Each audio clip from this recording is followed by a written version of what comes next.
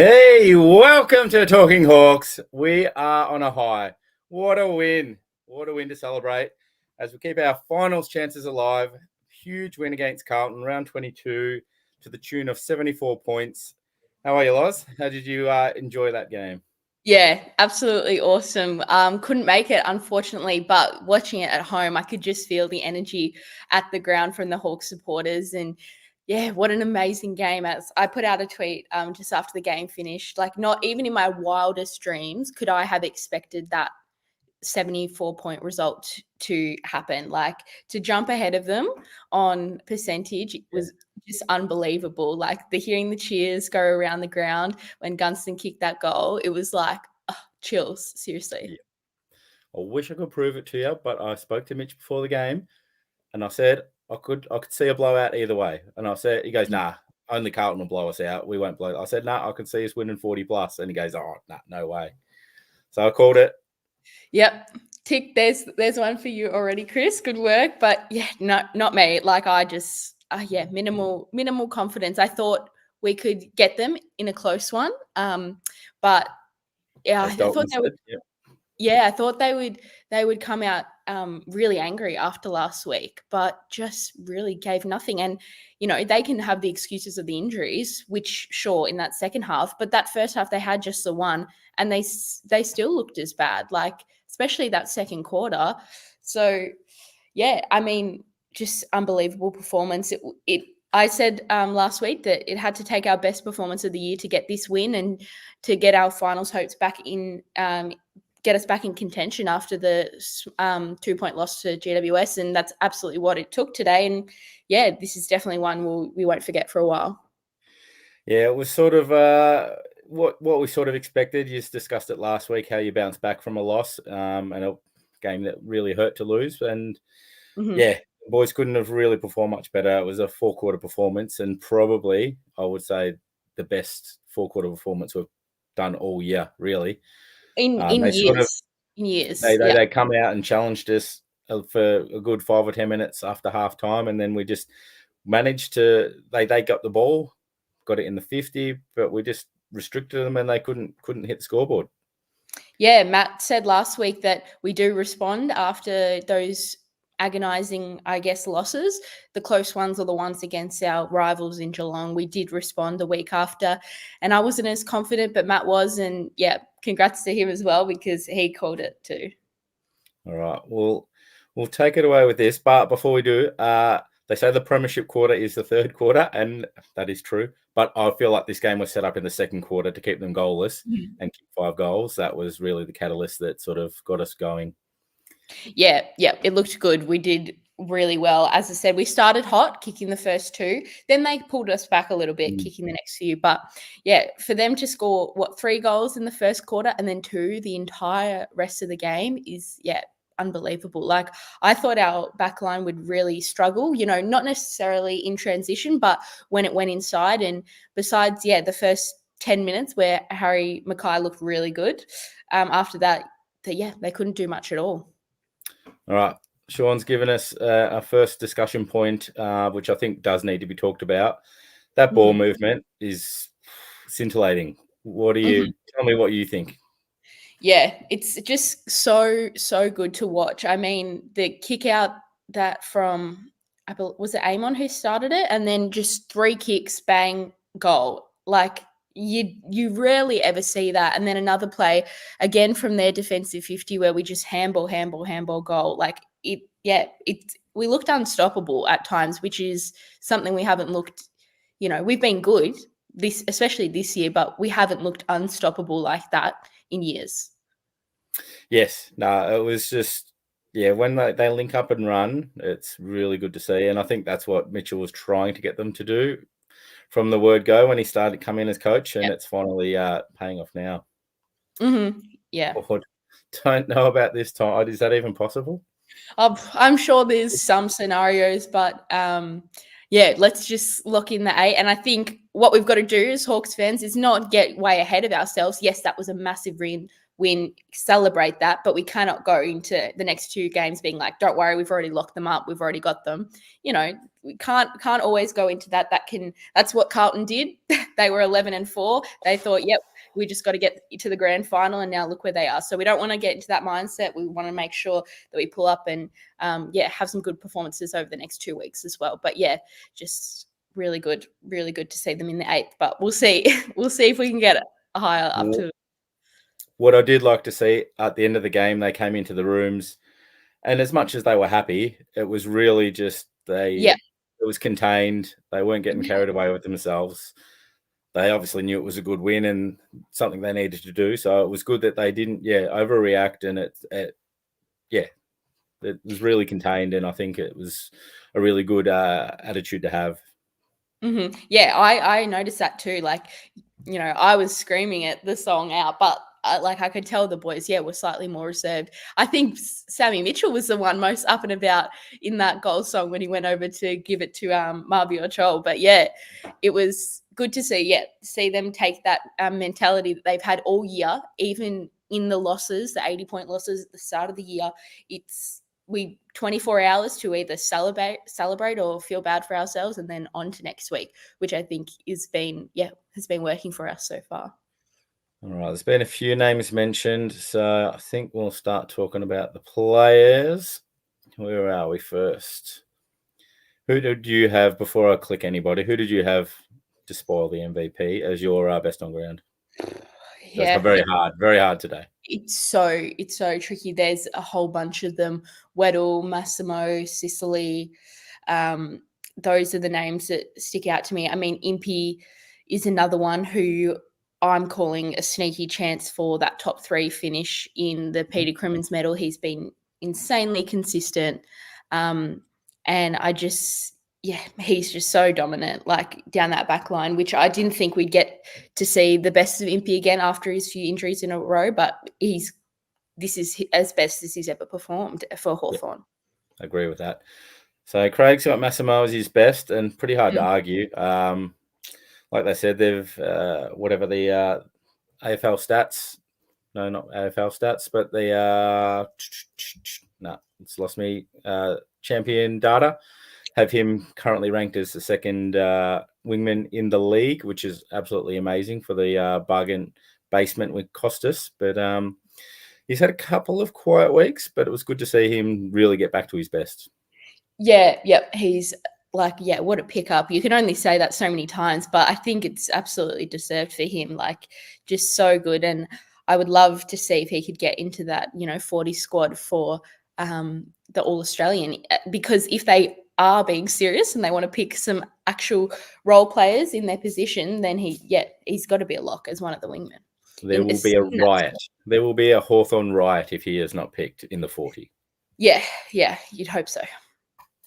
All right. Jeb has Jars, and I'm contemplating it because watching the game before I look at the stats, I probably had Jars as my best on as well. Mm-hmm. Yeah, his defensive capabilities, like intercept marking, it's just, so good for someone his height, and his run and his accuracy. It's like that half back line is so strong for us at the moment, and it really gets a lot of our scores going. That's where they start from. Well, I think Sam summed that up pretty well in the presser, and he said the forwards get the plaudits, probably the mids as well, but the defence always sort of get a little bit forgotten and not rewarded for their efforts. And the way they're playing and just working as a team, like they were so undersized against Mackay and Curnow, but they got the job done. And obviously Curnow went down with that injury, which was sad to see. But they're just the way they work as a group is phenomenal. Yeah, exactly. I mean, I've listened to, a little bit of what Blues supporters have been saying on social media and stuff, and it's just like they were kind of playing as a bunch of individuals today. Like, a lot of, if you're looking at Carlton side of the game, a lot of them was, a bit of selfish play from them. And and they were envious. A lot of them were envious of how we are playing as a team. The commentary talked about how we have our leading disposal getter for the year on average is John Newcombe with about 23, which is the lowest by any club. Mm-hmm. But that really shows, how much our contribution is spread out amongst all of our players and all of the lists as well that's gotten a game across this year. Yep, absolutely accurate there. And as we've seen, Daisy had a bit of a quiet one today and got subbed off early. We've been told there is no injury concern. It was just, Thank I God for guess, he that. was having a little bit of a down day, and they may as well just rest him up, put him in cotton wool, save him Yep. for the next couple of weeks. Yeah. Yeah. Exactly. Be interested to see your thoughts on this one. Lloyd Meek, I thought he did quite well, but I was very Mhm. surprised at one of the stats I've seen. But I'll let you talk about that first. Yeah, interested to hear what that one is. But I thought Meek did a really good job today. He was kind of in some areas like that extra midfielder for us, which for someone his size is unbelievable. Maybe I haven't looked at the hit out and stats or anything like that, but I feel like maybe he got slightly beat in terms of hit outs. But Pito's a big guy. But yeah, what he would do on the ground was leaps and bounds ahead of that opposition, and he was doing a lot of good things and tackling and putting pressure on, which you don't often see for someone that size. So I've just quickly clicked it up. Pinternet 26 hitouts to Lloyd Meek's 21. But the stat that I've seen, which popped up on the screen in the box, Pinternet had 6 hitouts to advantage to Lloyd Meek's 1, and I think that was in the second quarter. So I didn't actually notice it, but yeah, I really quite surprised by that. So, but yeah, like you said, what he does on the ground is just another midfielder for the group, and Pitney doesn't really do that for Carlton. Yeah, exactly. So looking at the stats now, Pitney finished with 11 hitouts to advantage and Meek with the 6. But yeah, it didn't matter in the end at all, because if Pitney could tap it down to someone like a Cripps or a Walsh, often there's Meek there tackling or at least getting a finger to him to put some pressure on, which was really good to see. So man of the moment, which I think has definitely deserves his plaudits, Kelshire Dia, been absolutely amazing. And unfortunately, they kept subbing him off, and I was getting frustrated. I'm like, they need to play a full game. So they did that today. And talking about riots, if he does not get the Rising Star nom this week, come on. Yeah. Absolutely, definitely deserved for Dia. He's hadn't kicked over 2 goals, so he's finally ticked that over, which you feel been coming for a while. And he's the one that you're like, he's kind of the embodiment of this Hawthorn side, because the fact that he went from not even really being on too many radars, even before the draft, we knew he was coming in probably as that father-son, but project player, maybe in 3 or 4 years' time, we'll see him get a game.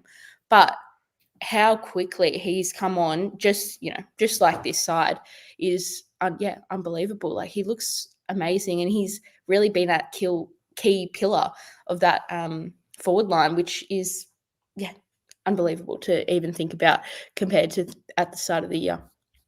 Yeah, his ability to land on his feet, or even if he hits the ground, he gets up twice as quick as his opponent, and it's just so valuable. Thanks for joining us, Scotty. I've seen you posting a nice picture of your meals today in the box. Well done, mate. Looks like you did it in style today. Yep.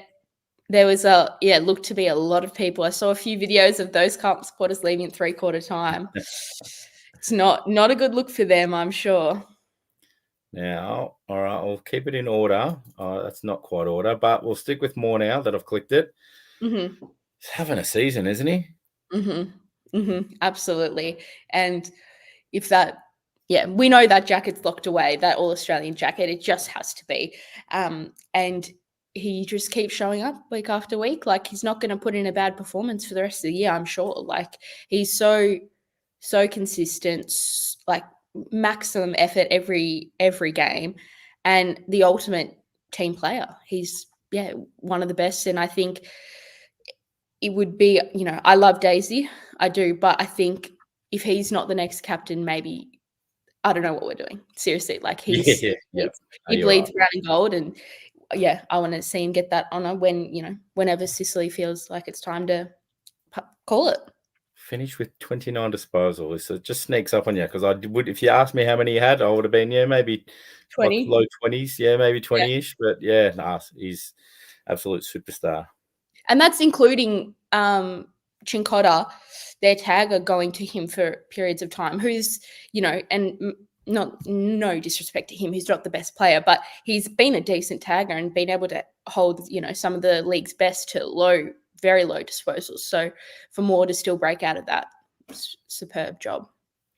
Now this guy just brings another dynamic to our team. Weddle, 3 goals playing in defence.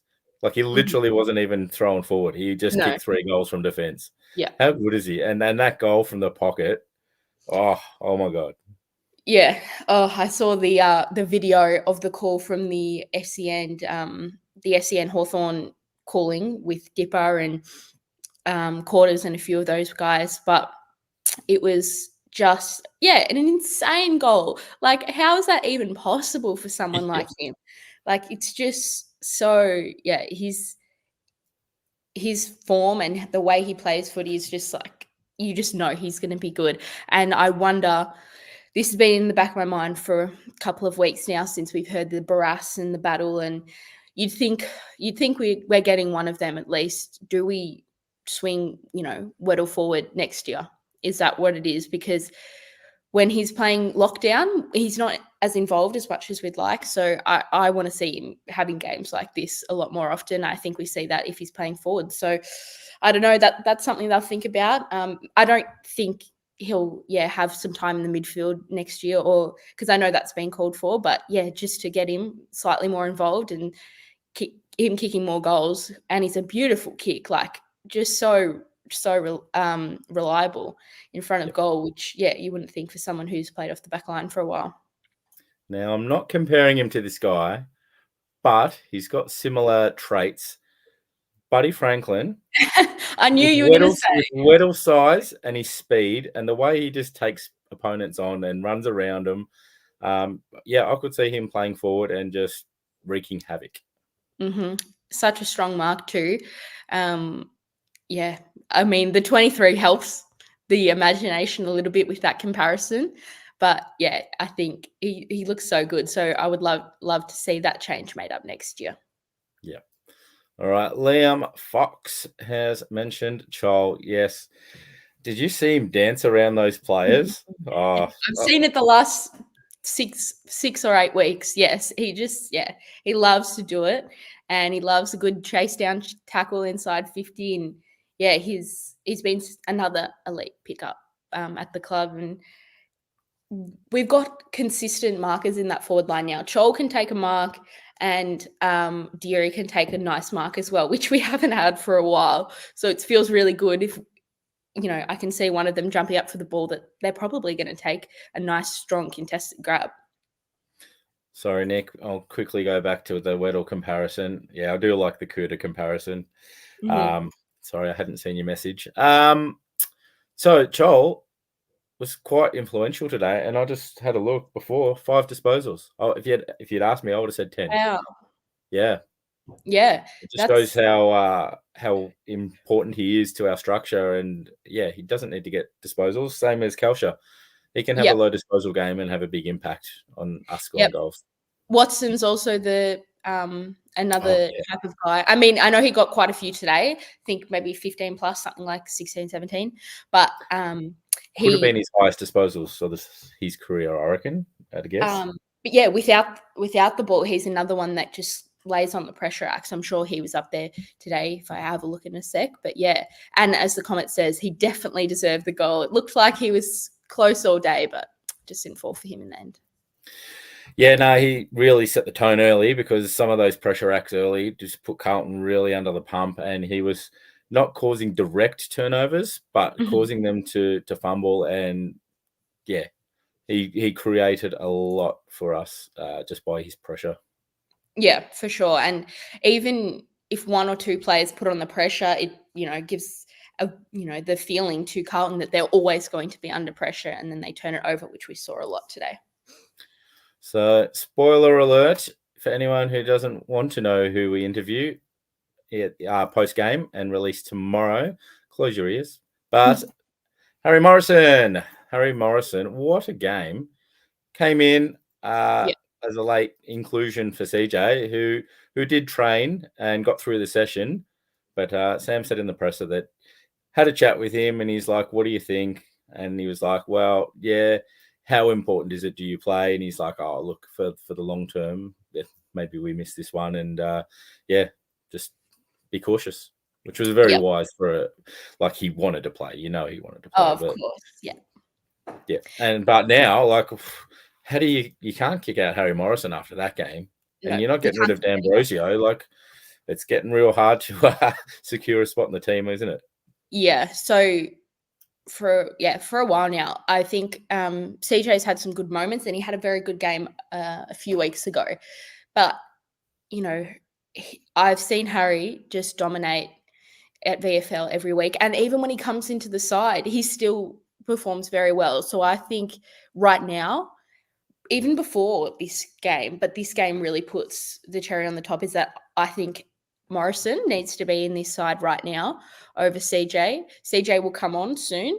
Whether he needs to, not necessarily he needs to be dropped, he's not playing that bad, but just maybe go back to the VFL and have a bit of, confidence and get that back just because I think he's lacking it just slightly compared to what we've seen when he's like fully fit. And obviously if he was a late out today, he's still slightly struggling a little bit. But as I see one of the comments there, it'd be 100 games for Harry next week, and we should see him run out for that for sure, and not be the sub or not be subbed off unless anything drastic happens. So I think there's a few clubs sniffing around to maybe pick him up if he's looking at. I'm sure there are. Which would be disappointing because like he's just really gotten better season by season, and like that smother he made in the first quarter, he just put his body just threw everything at it. It was amazing. And then he got kicked that goal early as well, I think. Yep, kicked the second goal of the game. Yeah, just really solid. And even same as what CJ's doing, running into space, drawing players away to create space for teammates to get the ball. So it's not just what he does with the ball himself, but and I think he got a few nice tackles too, like quality game. Yeah, he's got both aspects of the game. He can do the defensive stuff, and he's a very good kick most of the time.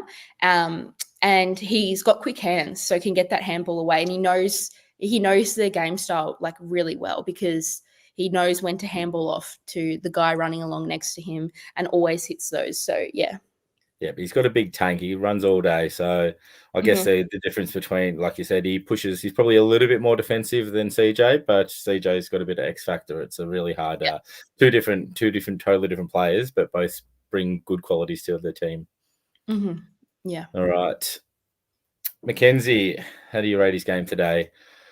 And I had this discussion with Timmy. I was like, it really is a race between Mackenzie and Ward, isn't it? Yeah. And I thought Ward had done really well since coming back into the team. But at the end of the day, Timmy sort of said, who uses the ball better, or like who's got more X factor? And yes, I'd probably say it's Mackenzie over Ward. But more specifically, Nick's asked us, how did you rate his game today? Yeah, I think that's the thing. That's the thing, isn't it? Ward and Mackenzie are kind of been the two fighting out all year for that last midfield spot, and Mackenzie can kind of play that wing-ish role, or / high half forward that goes, moves with the contest. He can play that better than Ward can, because Ward really excels when he's in that playing that inside midfielder accumulator role at Box Hill, and he's always on the outside when he comes up to the AFL level, and it's just necessarily not his go. Well, as I said, he has played a few good games this year, but just, maybe a little bit down last week. And I think, as you said, Mackenzie does have that, a little bit of X factor, a little bit faster, maybe a slightly more, footy IQ. As Daryl said, I do think he suits our style better. Sorry, I'm going to have to, I am actually minutes behind these comments, but I'm trying not to miss them. What do you think? Oh, nobody's mentioned it that I've seen, but Gunston had a 4-week rest. I think they saved him specifically to play GWS and play on Taylor, which what a phenomenal job he did. And again, to play that role on Wiedering today, which didn't always get the match up, but he did for certain portions of the game. But I thought Gunners played a huge role today. But that last quarter, I reckon he was looking pretty tired. And it wouldn't surprise me if they rest him this week. Yeah. that would make sense. Bring someone like a CJ back in and just reshuffle. But yeah, I think he he looks good. I want him to go around another year. Maybe that's the romantic in me, but his the stuff he does off field is so important. And even if he does take those few week breaks, he'll only play 12 or so games next year, maybe it's still so important. And when he does play, he kicks multiple goals. Like, he's still able to get on the end of stuff. And it's not just him, he gets a couple standing in the goal square, but it's still him like doing all this work off the ball and telling, helping Dia where to lead and what channels to take. And yeah, as I said, I want him to go around next year, hopefully. Yep. So Wayne reckons unchanged, and I do like that. And Sam sort of stuck with that a lot of times during the year when we've won and kept the same team. But yeah, I think we will go unchanged unless we do see someone like a Gunston get rested, because Sammy has stuck with the team that's won basically every week unless there's been injuries. All right. I'm finding the next one. Nashi did get mentioned earlier, but this is the one right in front of me today. Like Nashi's involvement, our offensive chains. Yeah, I think he's really improved on that link up and knowing how to move the ball. Yeah, picking the right options. Yep, definitely. That's exactly what I was about to say. He's, even in the space of a month, he's improved on that, which is good to see. Great that we signed him up, 2029, I think it is, because, he's a very important part of that midfield. And he does some good work in the ruck and is a big body to match up on those likes of Cripps and Bont and, Lockie Neal and those that can really, push against opposition midfields that are like slightly smaller or skinnier. So it's good that we have that guy in there to really lay a body on and put some pressure with, the 100 kilos that he weighs. And I can't pass up this comment, Lauren. Sorry, you've got a compliment here. Nice brown hair. Thanks. I agree. Yes. It suits you. Thank you. Yes, I did get it changed. I think I saw someone say brown hair for, brown and gold. And I said, yep, had the, the gold hair last week, the brown hair this week. Can't help it. Beautiful. Oh, there you go. And again. Thank you. Getting lots of plaudits. Thank you. Where do we go next? All right, just scrolling. Yes, we can talk about this quickly while I keep scrolling. Yeah, that's true. We've got Box Hill have a very tricky game next week against Werribee. It will be at home, so hopefully a few people can get down there. But yeah, I think it'll be a tricky one, but hopefully we should already be locked into finals. Haven't 100% checked that out, but as long as we finish top 6, we're in there, and let's see if we can get a home final as well. But yeah, it's going to be a tough day. Tough opposition in Werribee, who sit at the top of the ladder and have looked really good all year. Now, Tom has made a big, bold call, and I do like it, and it had crossed my mind, Scaife to get a game. And I wouldn't mind seeing it just to see how he goes at AFL level, just in case they need to call up for finals. Or you might go, okay, well, maybe we'll throw Weddle forward because Scaife's not up for it. Or, I would like to see him maybe played in the next couple of games just to see if he's up for the challenge. Yeah. With potentially get the rest of Gunston or maybe a Bruce or I don't know, even a Kalshadir, who's, still a very young kid, so could be getting tired this time of year. Kalsha did play a full game this week, so they could. Yeah. So I could see that happening, but I don't know. I'm not sure that forward line is working so well at the moment. I'm not sure whether they bring a whole new big body in. One of the small swapping in and out is a different story, but yeah, that big body to come in might change it up a little bit too much at this time of year. If it was last year and we knew we couldn't make finals, definitely get him in. But it's very important that we keep the synergy of this team together. And despite how well Scaife has looked at the VFL, maybe it's just not the time at the moment. But, if he's in, I'll be cheering him on and happy to see it. Now, Eddie's posing another question, and I think I know my answer. What do you think? Yeah, as I just said, the synergy of the team, but it's Wingard. He can do crazy things, and I think if could be the perfect sub material. Yes, not a bad option. If I had to say, I would say no.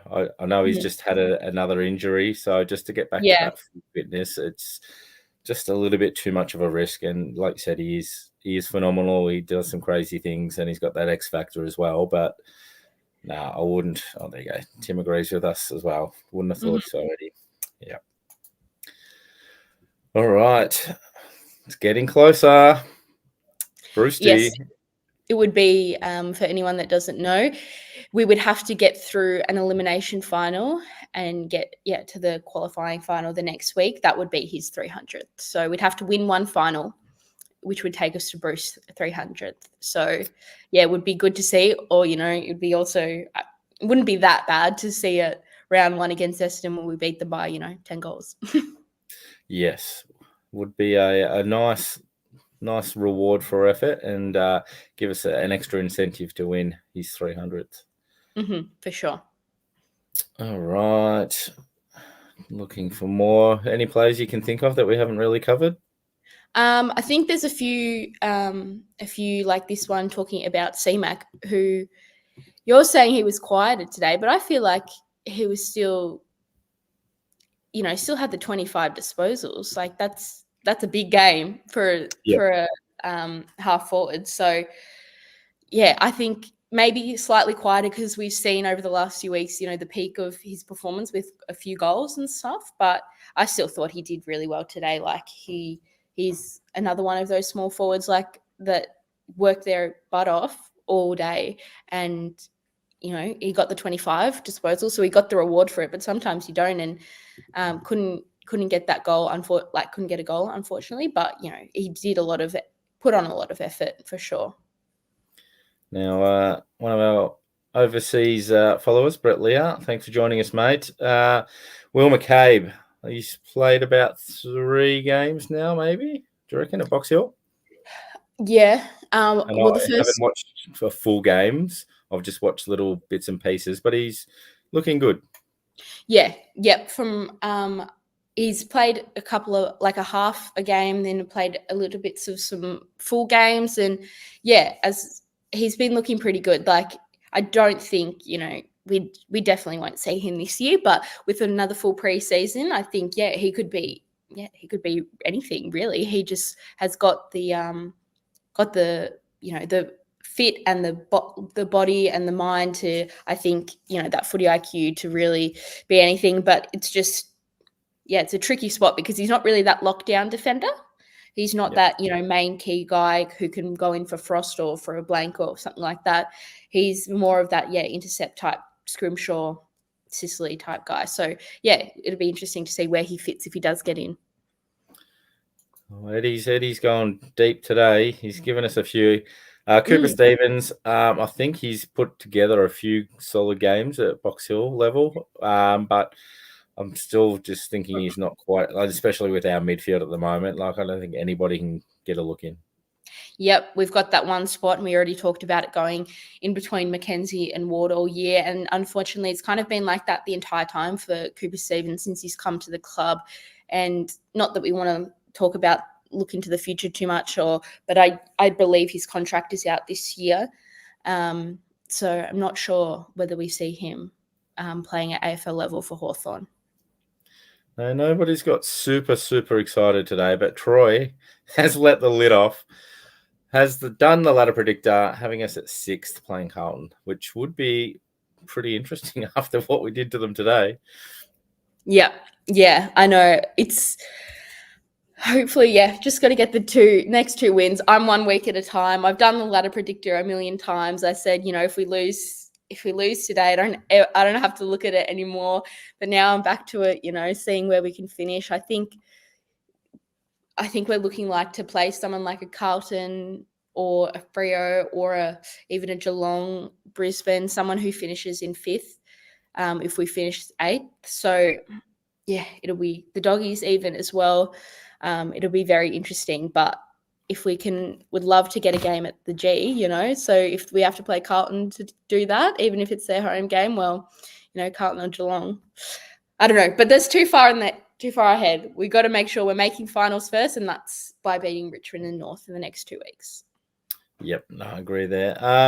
Someone we haven't covered today, I know Scrimshaw had quite a solid game, but what surprised me the most, he had 9 score involvements. So coming from the back line and being so attacking, I was really impressed with that fact of him, adding that to his game today.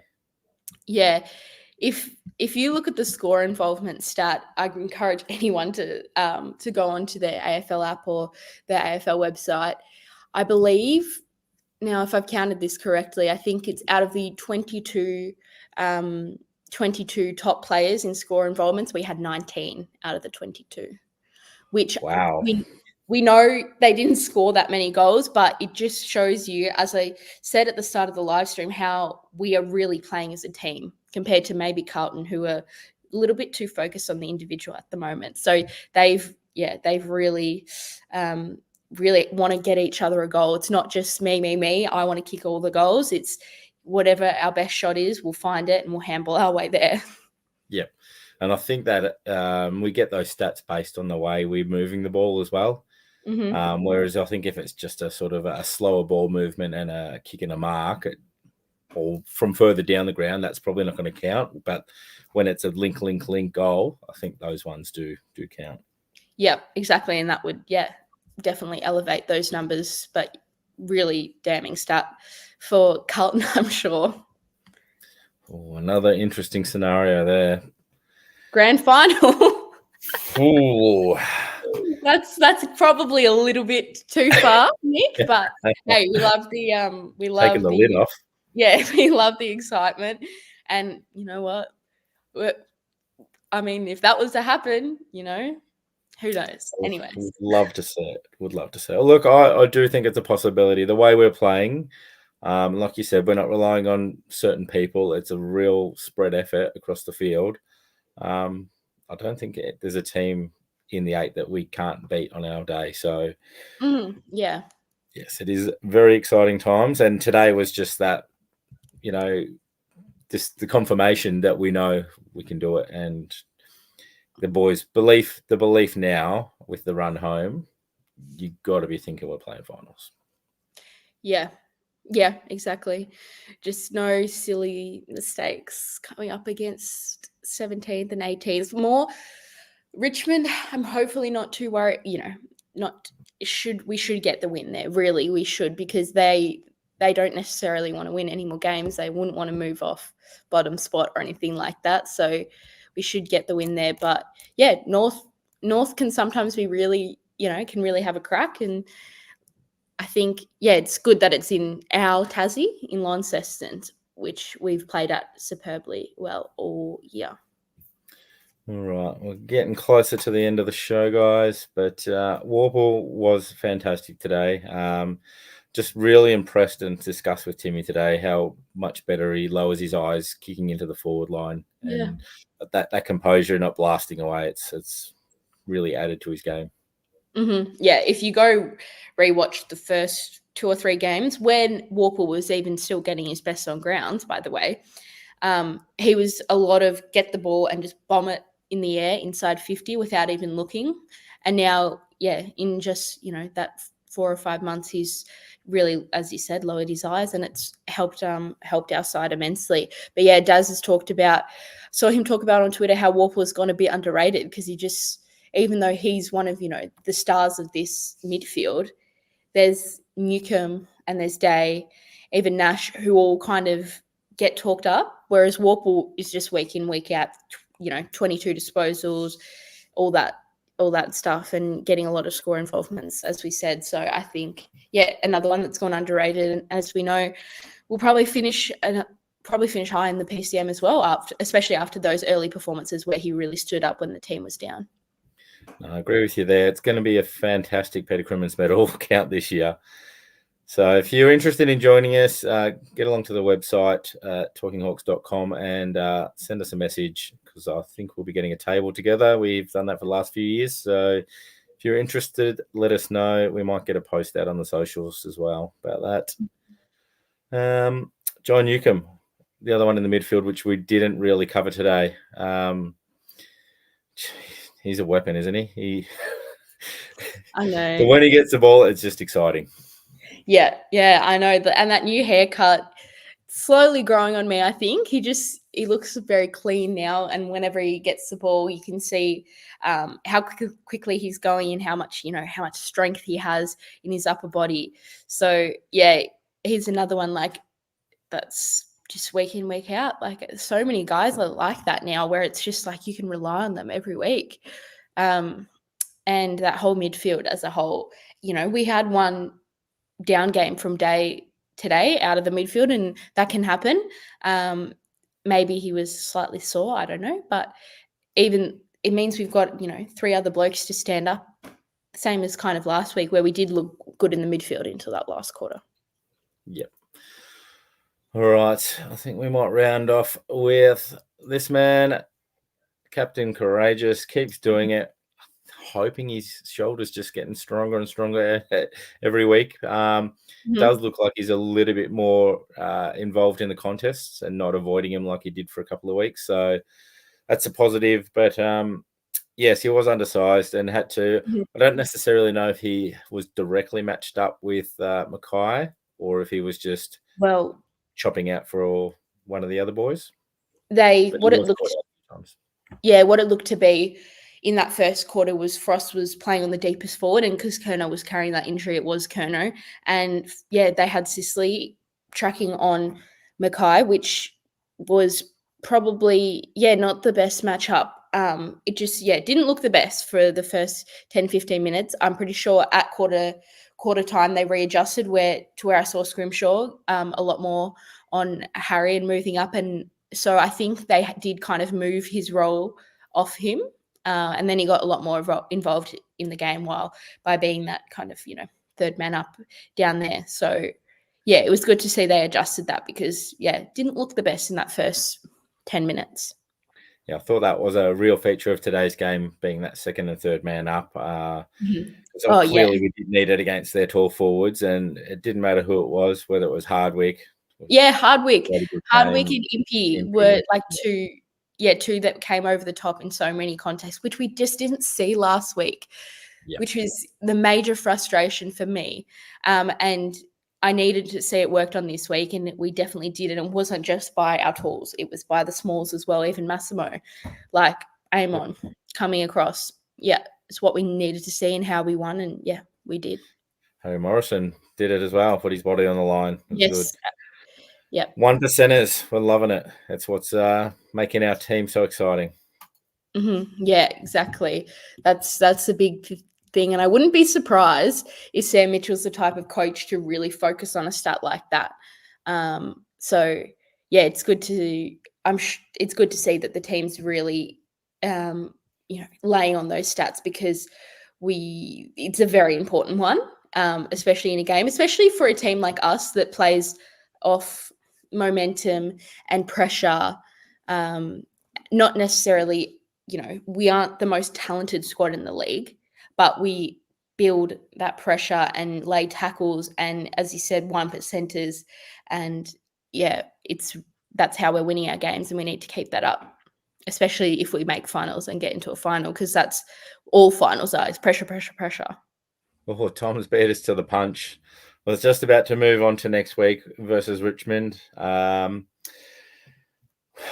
guess there's always a little bit of danger in every game, but you would think the way we've played the last 2 weeks, even though we lost to GWS, we played bloody good footy. Yeah. And I would think it's more a matter of by how much.